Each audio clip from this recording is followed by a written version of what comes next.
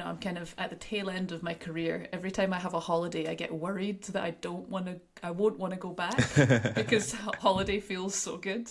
But so far, any holiday vacation I've had, I still, at the end of the week or at the end of the time, I do still want to get back to the training hall. So don't worry, don't worry. It's still there. The fire's still there.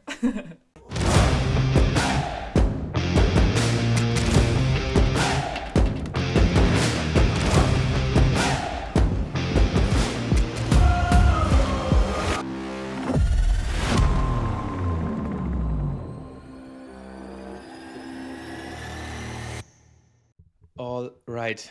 Yeah, last week we agreed that Christo will do the intro this time. We gave him a full week to prepare, and now he says he can make it. Is it a coincidence? I doubt it, to be honest. So, yeah, he's always wriggling out of any kind of work, that guy. always backing off. Yeah, welcome back, guys, to ShuttleSquad episode 43. I'm here with Kirsty Gilmore. Hi, Kirsty. How's it going? Hello. Yeah, not bad. How are you doing? Quite well. Another little one-on-one for us this week, and we had a little delay. You're just coming straight from the hall. What a hustle! Yeah, training and then traffic. But delighted to be podding now that I'm home. Yeah, nothing else to do on a Thursday evening. Perfect. Exactly. I wouldn't have it any other way, Tommy. Yes. Yeah, I really appreciate it because I wouldn't. Tomorrow would have been tough for me, and now we can upload on a Friday morning or early midday, whatever. We'll see. Well, whenever you're listening to this. Yes, that's up to me. Fabio's on holiday, so I will do the editing and uploading this time. Oh, it's all on you today. We don't have the team. Yes. Ooh. Down to 2, the team. Yeah, but how you doing? How was your week? How was your day? How's everything? How's life? Yeah, it's been going okay, actually. Just World Champs prep, so we're trying to get the balance between doing enough but not doing too much, trying to get that sweet spot. I think we're nailing it so far. Just trying to balance like the sessions that we go super hard on and then ones where we kind of pull back a bit and like the point is that they're slightly lower intensity. But I like those sessions because we can kind of really get into like real details of some little techniques or some little decision making things, and then hopefully those things come together or happen automatically in the higher intensity sessions. I always love when you like really work on something and then it like comes up in a training session or in a match and you're like, I knew I worked on that for a reason. There it is. There's where it fits in. So it's best yeah, feeling. I like that kind of thing. Yeah.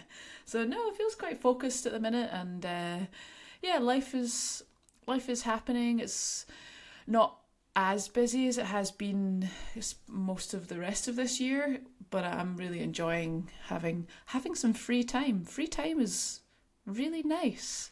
Valuable. I know, right? And right now in Scotland, I don't know if anyone listening knows about like the Edinburgh Fringe Festival. If you've heard of the Fringe Festival, it's the biggest Enlighten me. It's the biggest comedy and arts festival in the world. Oh wow! 3,000 shows happen. It's August every year, and crazy.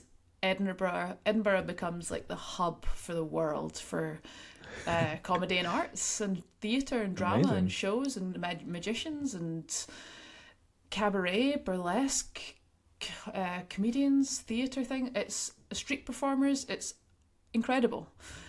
So we're spending a couple of weekends through in Edinburgh checking out some shows. I'm gonna make my Fringe debut.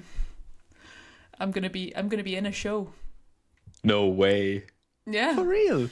Yeah. So a couple of years ago, I think it was 2020. If anyone has ever watched the Great British Bake Off, or it's called the Great British Baking Show. I think you once told me about this. I've never watched, followed, or anything. Yeah. Well, so it's like a baking Refresh our competition. minds, please. And yeah. Yeah, a baking competition, and this guy, Peter Sawkins, in 2020. He was at university at the time. He's from Edinburgh, and he's just a big badminton fan. He plays for the university team, and he plays recreationally. He plays in the national championships and everything, and he's pretty good. He's at good level, and he won it. He won the Great British Bake Off, which is incredible. And now we've got the same manager. And so he's doing a Fringe show all about baking. It's called Talking Cakes with Peter Bakes. And is this Peter Bakes guy? Because I saw it on your story. Yeah. So yeah, I'm gonna cling on to Peter's coattails and do a little Fringe show. So yeah, it'll be really, really fun. He's got some really great guests. He has some other sports people. He has kind of people from entertainment, other Bake Off contestants and things, so it should be really, really fun. But yeah, next Saturday the 9th, I'm going to make my Fringe debut. What does it mean, Fringe?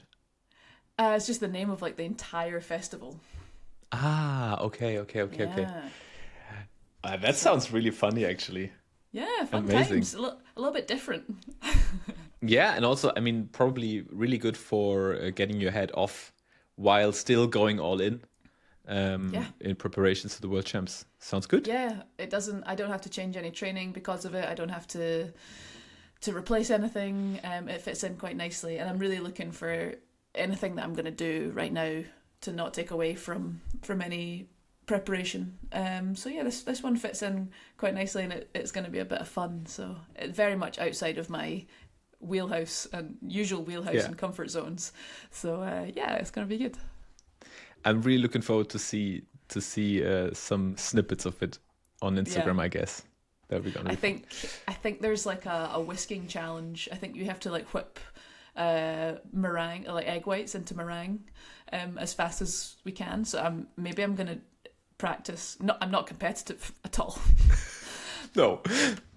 But I don't want to lose this challenge. Yes, understandable. No, really, really cool. Sounds amazing. Sounds like some fun distractions from the sport. But also, that's also something I wanted to ask you actually today, because a few weeks ago, we were talking a little bit about this whole, that we all felt a little bit of, I think we named it badminton fatigue. Has that changed for you, or is that still something that is in your head? I think it's changed a little. I think it's changed a little bit. I had 5 weeks at home after Singapore and Indonesia, and then I did Japan and China, and now I've got 4 weeks at home before World Champs, which is just 1 week away, and then I'll have all of September at home apart from a couple of Danish league matches. So for me, I'm getting a good balance of like competition and being at home.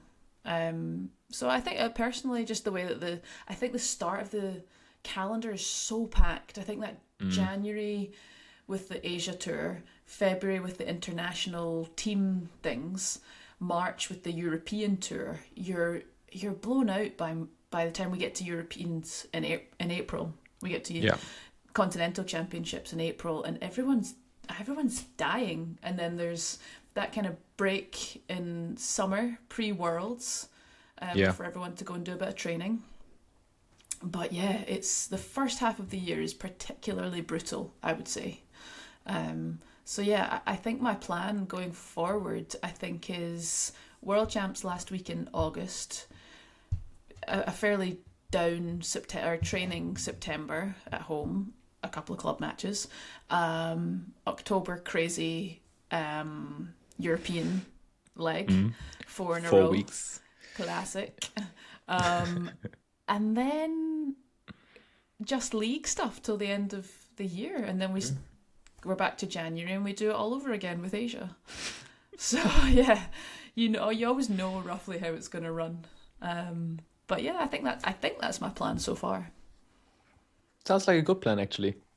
Yeah. But I got the same feeling that there was really a lot going on in the beginning of the year, and now I'm almost like, okay, it's time for the next tournament for me to go. We had the German Bundesliga final last weekend. Yeah. And it was actually really cool because they implemented it into a huge multi-sport event where they had like 20 different sports all having their German nationals in one city, like a little mini Olympics in Germany. Yeah. It was really cool. It was a really cool feeling. And also we had a full hall, like 1,500 people, two teams going against each other. Sadly, it was a 4-0, so it was never really close. It was a blowout. That was a little sad for the fans actually that came there. But still, it was a really cool event, and that was also one where I thought, okay, nice. I'm really happy to go to the venues again and watch some badminton and cover it. Yeah, it's nice when you get that like kind of re-ignition, that spark again, to be like, yeah, this is supposed to be fun. It's supposed to be a spectacle. Definitely. I kind of have that now that I'm getting a little older, and I still love to play badminton because you can't do it if you don't love to do it. You can't do this world tour if you don't love it. No. But now that, I'm kind of at the tail end of my career, every time I have a holiday, I get worried that I won't want to go back because holiday feels so good. But so far, any holiday vacation I've had, I still, at the end of the week or at the end of the time, I do still want to get back to the training hall. So don't worry, it's still there. The fire's still there. That's important. But yeah, I mean, we're all, I guess, looking forward to the World Championships now, and you said you're already like in your preparing phase. How are the next weeks going to look like with workload? How do you structure it? So in terms of like the session content, it's this week quite heavy. I think next week is medium heavy, and then the week before we leave will be medium light. And by medium light, I think everything just gets shorter and sharper.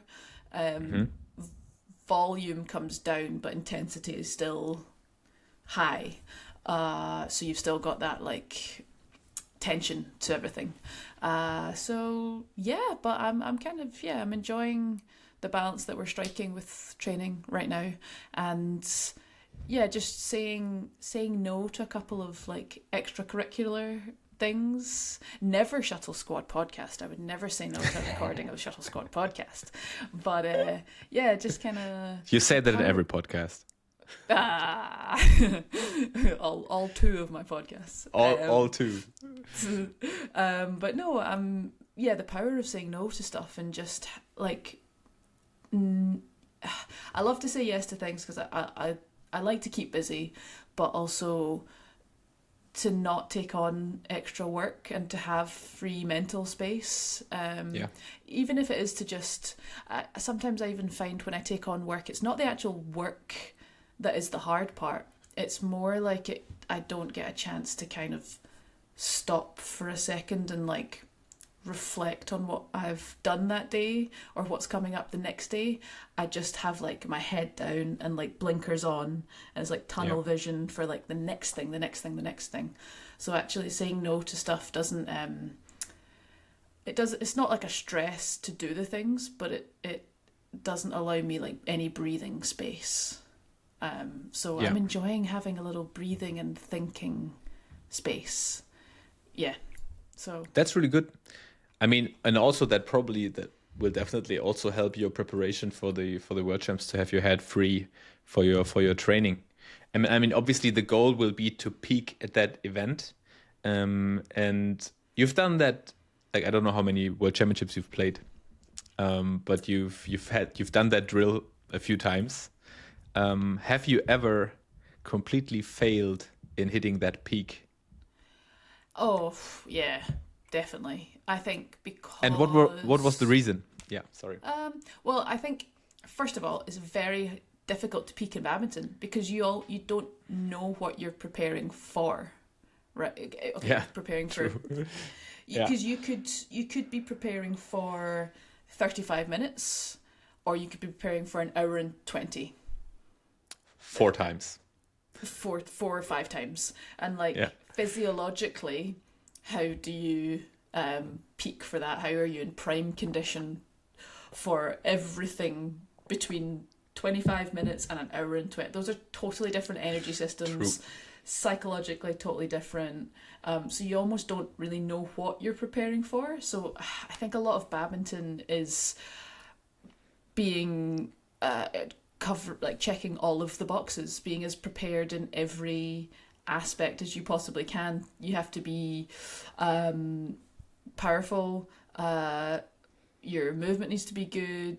Your head needs to be clear. Your endurance needs to be good. You just need to check off so many things. So Yeah. I think there's a lot of cases where people have absolutely nailed it, but I think you can't really like pick a competition and work towards it more than, I think, in actual science. Not that I've got a reference for what I'm about to say, but I think like three times a year is like your absolute max. Yeah, I guess so too. Maybe closer to 2. To pick a competition and peak for that competition. Or if you're so young, you just peak for everything and you just, mop up. But It's too easy. Yeah, it's almost too easy. We should give her some sort of handicap system like in golf. That would be so interesting. Yeah, but sometimes when you nail it, you really nail it. But it's so hard as a badminton player also because, like we say, the calendar is so packed all the time. So then it just gets bred into you that if you're not working like maximally all of the time, then you're not doing enough. So when you have to peak for something, you have to taper off your training. So you have to come down and you do like a suspiciously small amount of training. And it doesn't, I get so suspicious and I get guilty that I'm not doing like enough. Like normally we would do 8 sets of this and today you're telling me we're going to do 3? Are you crazy? Yeah, so but I can do more. Yeah, I feel great. And you're like, that's the point. You're supposed to feel great. So, yeah, I find tapering difficult, but we try our best. Yeah, it's super interesting. Because I just remembered that Marvin told me once, I think it was here on the podcast, that he said that he failed preparing or tapering before the Olympic Games last year. No, not last year. Tokyo. In 2020? Yeah, in 2020, yes. Where he said like if it would have been a week later, he would have been in a better physical shape. And that also means if you feel better physically, your mind also feels better because you just feel better, That also gives you more confidence. The way I like to think of it when I'm getting when we do that taper down of training, and I'm starting to feel like I don't think we're doing enough here, I don't think I'm doing enough, I try to pitch it in my head as like you do less badminton so that when the competition comes round, you're desperate to play badminton. So you almost pull yourself back a little bit, like a bow and arrow. So like a bow. Yeah. And then you're like desperate to play a full game.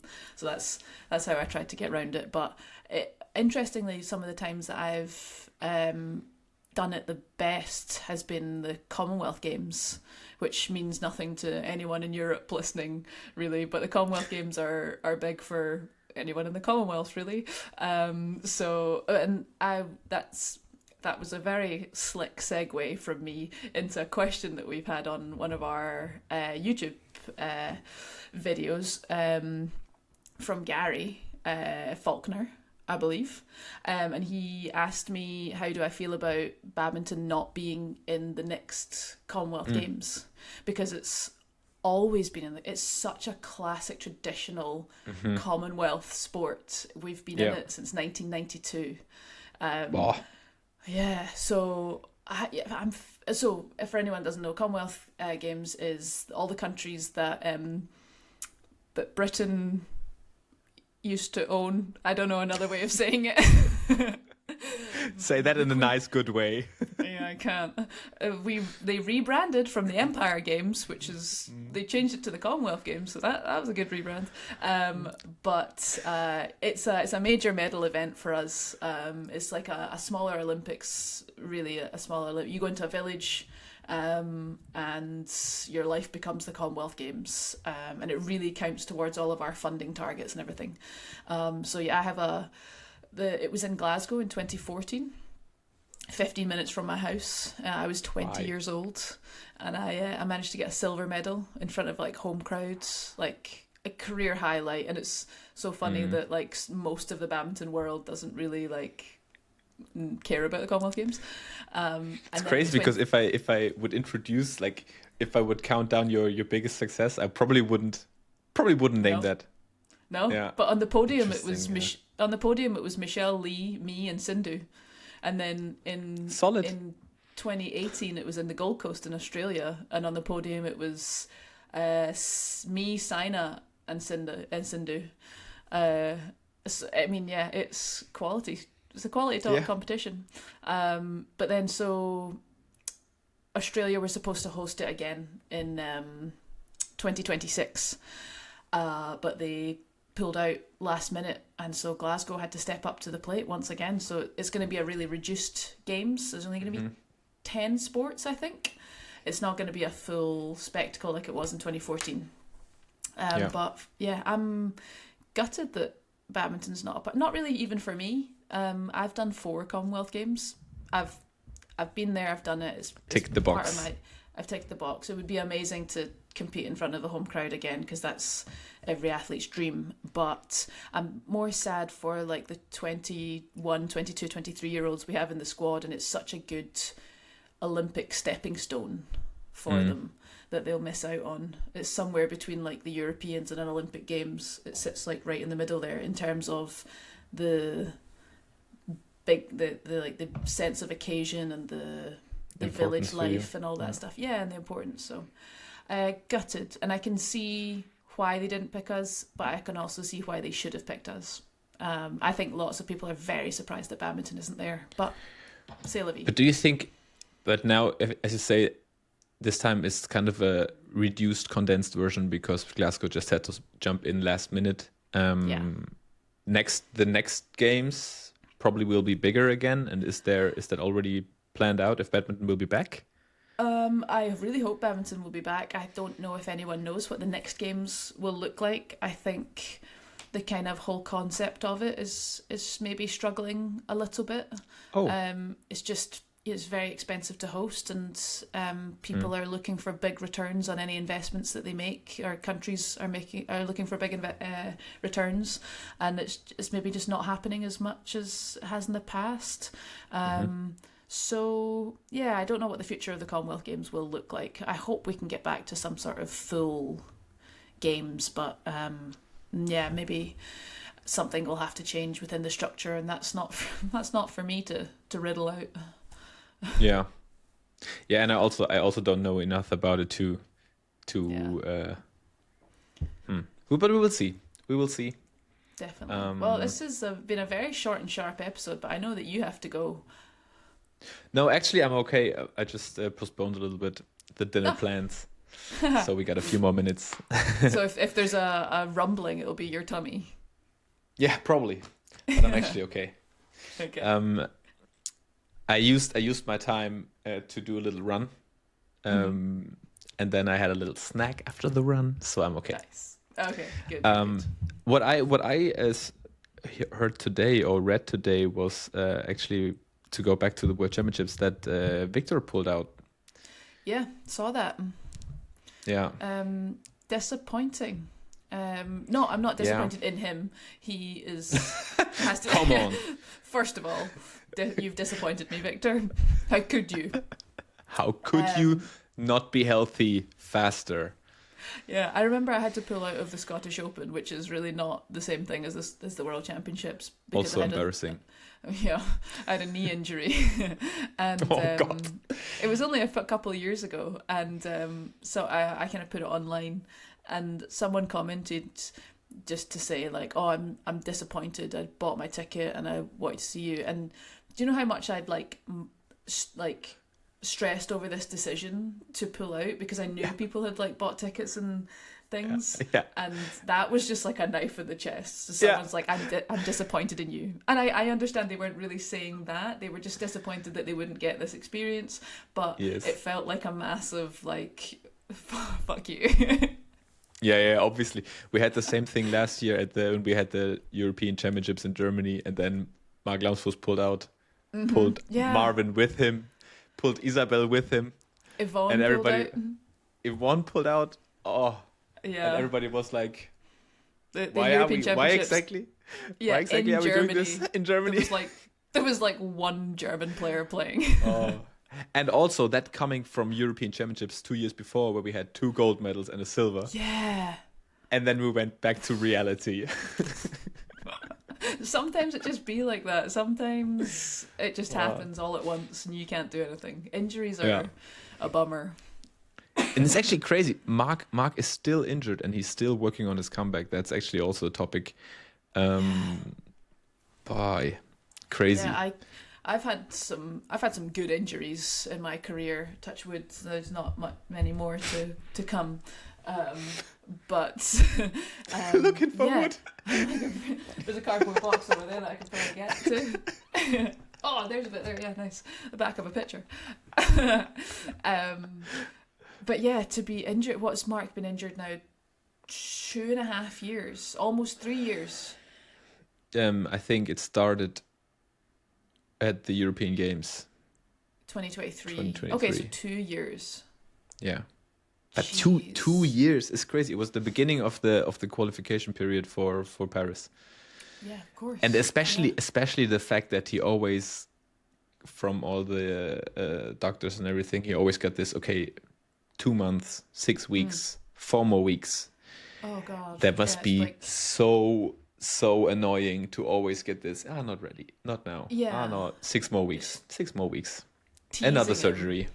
Yeah, so many surgeries. Oh my so goodness. yeah, he's definitely somebody that we need to talk to. But also I totally understand that he, that it's not his favorite topic to talk about that in public and all that. But there will be at some point, for sure. Definitely. Yeah. I was gonna ask if there's a timeline for it, but who knows? How long's a piece I stopped of asking. I stopped exactly. asking, and I think also he also stopped putting timelines on it just for his mind. Also, just be okay now.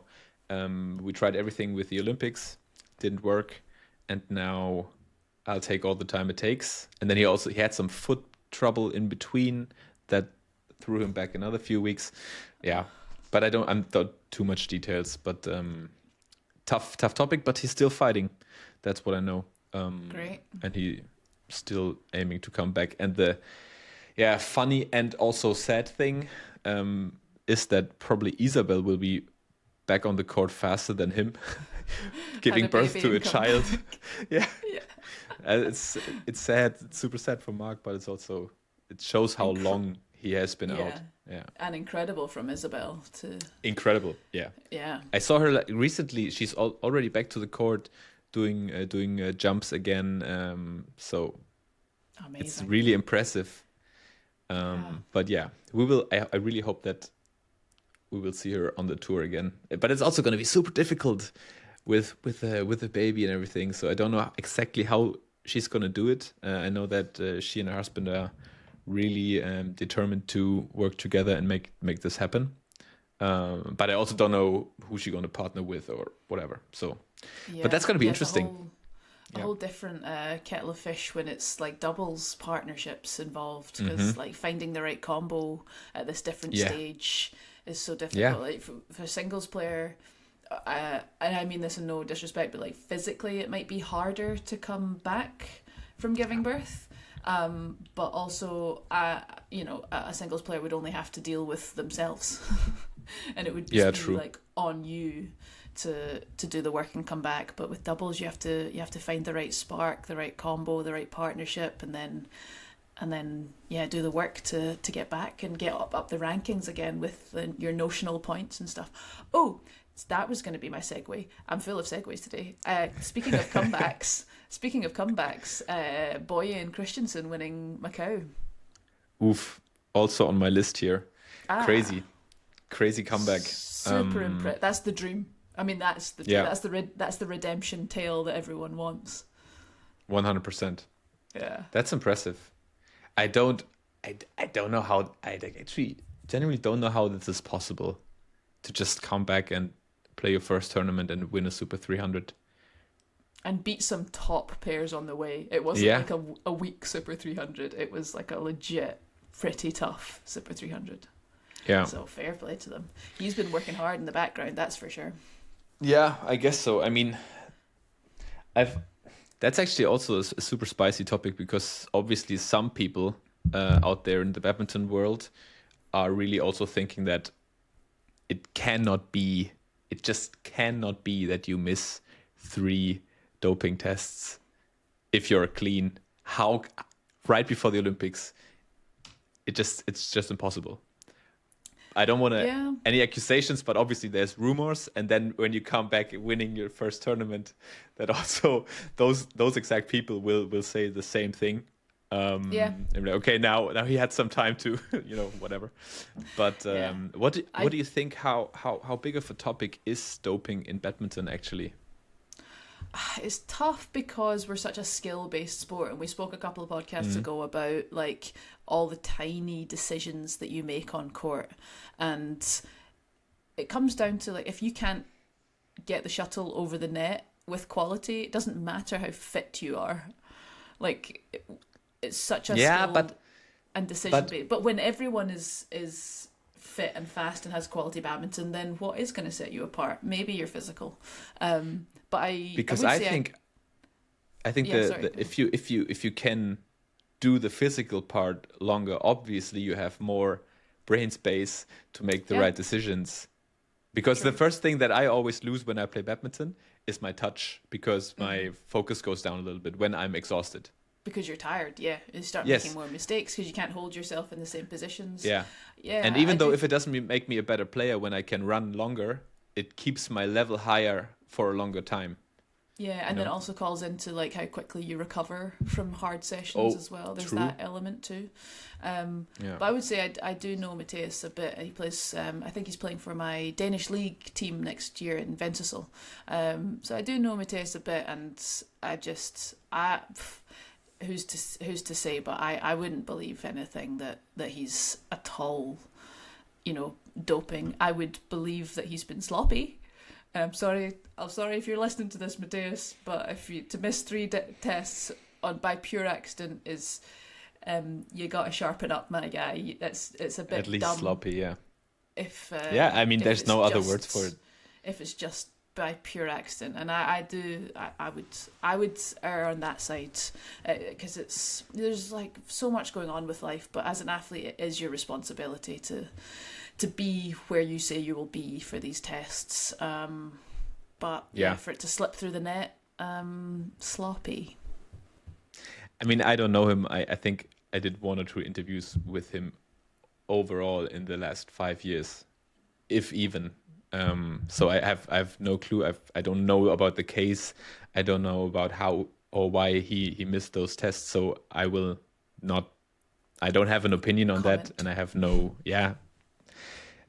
It would be interesting, actually. Do you think there's something as a journalist? No, I'm not a journalist. What am I?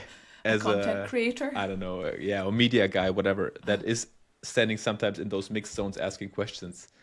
How does anyone approach this topic without, like in a fair and just unbiased informative way? Yeah, unbiased way. Just because obviously it's interesting for badminton fans, and also to get his statement on it in front of a microphone or a camera.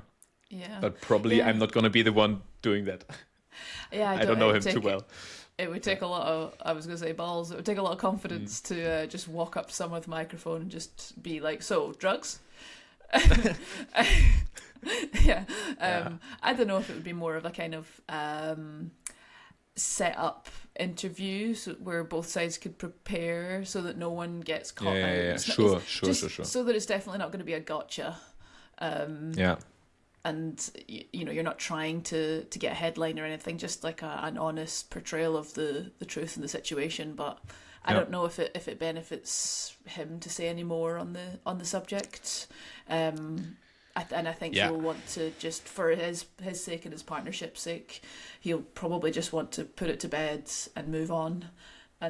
But in terms of effect on his image, or what badminton fans think, isn't it always? And I mean, as you say, it can be any setup that is okay for him.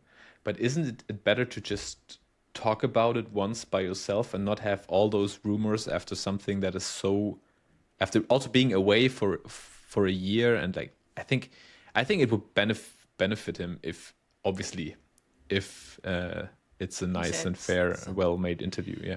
Yeah, potentially, but I think at this point some people's minds will just never change. Sure. So what percentage of minds are you going to change with something like that? I think the people that believe you are the ones that you want around, and the people that don't, they're just not going to change their minds. I don't know, maybe. Probably true. I think the best thing he can do is go forward, play the best badminton that he can, and of course with that comes, like you say, people just being like, well, obviously I was right, but I don't think that's the case. You can still, I think he can prove a point of how good a badminton player he is. Yeah, I think it would just be like it's an image thing, kind of. Yeah. But if he has the right answers. Yeah. Like not in terms of you know what I mean. Unless it would like kind of help with sponsorships or anything to like try to attempt to clear his name. But yeah, I don't know anything about that situation, so that's all I'll say. Yeah, totally fine. But I mean, he definitely showed that he is back, and that he is that he didn't waste this year. Let's put it that way. So yeah, I'm also super excited to see where they will be going. I mean, before the Olympics, they were really, really good. I think they won a 750 Singapore or something. Singapore, yeah. So yeah, they were actually in the race for those medals. So yeah, let's see how hungry they are, and I can imagine they are. Well, it just shows you how important it is to don't take a year-long break, but he was clearly like hungry to get back on the scene. Wow. 100%. They took advantage of that freshness. But they will not be playing World Championships, right? That's too early now with one tournament. And their ranking wasn't frozen or anything, no. So no, yeah. I don't think so. Yeah. But one thing that we also we have one guy that will play the World Championships is our new member of the top 10 of the world in men's singles. Who would that be? Some little French guy? Some little young French guy who was sneaking around his intro today. Yeah. No, I mean, super impressive for Christo. Yeah, really, really just cool. Can't repeat myself. Number 10 Absolutely. is like it's kind of a milestone, right? Being in the top 10. Forever now, Wow. he can say, yes, yeah. I was a top 10 player. I was top 10 player. To his grandkids, he could be like, yeah, I was a top 10 player. Come and sit down and let me tell you about the time I got to the semi-final of the Japan Open. Semi-final of the All England. You know, it's crazy. It's actually impressive. And he's so young still. Yeah. Yeah. And also now he's in the top 20, 50, he's top, what's his doubles ranking? 18 or something? Yeah. Top 10 of singles, top 20 of doubles. I would love to see if anyone else has done that with the singles and doubles combo. We have to find out. Yeah, if anyone can do the statistics on that, because I'm not great at looking up statistics. Someone do the legwork for Gillian me, Clark, if you're listening. Yeah. Badminton stats, Mr. Badminton stats, 1, 2, 3. Yeah, so really, really impressive for Christo. And now with Victor out, I mean, you have Alex Lanier on 7, you have Christo on 10, you have Thomas on 15. Something like that, yeah. So the chances that one Frenchie will grab a medal in Paris are better than ever. Yes. absolutely.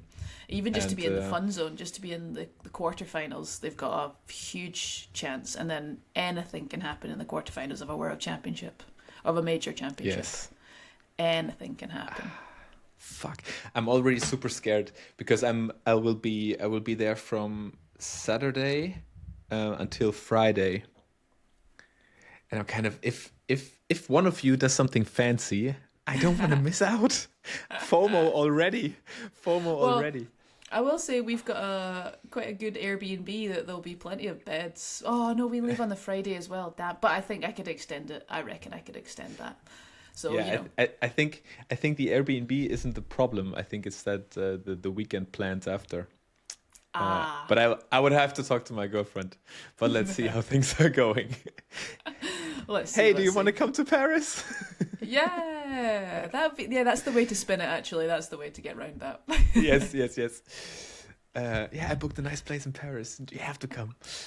We're gonna watch some badminton, maybe. Watch badminton, yeah. Yes, perfect. All right. Before we wrap it up, actually, a little announcement. We will have another guest next week. Yes, and we will. It's a familiar face, kind of a reunion. Selena Peak is joining the squad again for a little session next week. And I'm on Instagram. It looks like she's living her best life, and I'm really really interested in what she's saying. Probably the things that you have in your head at the end of a vacation. Yeah, she's living that now. Maybe, yes. Well, I don't know if she's desperate to get back on the badminton court. I'm not sure. Let's maybe see not that part. Yeah. Let's see how she's feeling. Yeah, that would be really really good to catch up and see how post badminton life is going for her. Yes, so guys, definitely do not miss this episode next week. And yeah, Kirsty, for today, I think that's it. You have a free evening now. Woo! I'm finished, and I'm an hour behind you, so it's only 7:20 for me. Yeah. Perfect. Way to go. Nice. Thanks for your time. I really enjoyed this one, and yeah, talk to you soon. Talk to you soon, Thomas. Bye, guys. Thanks for listening.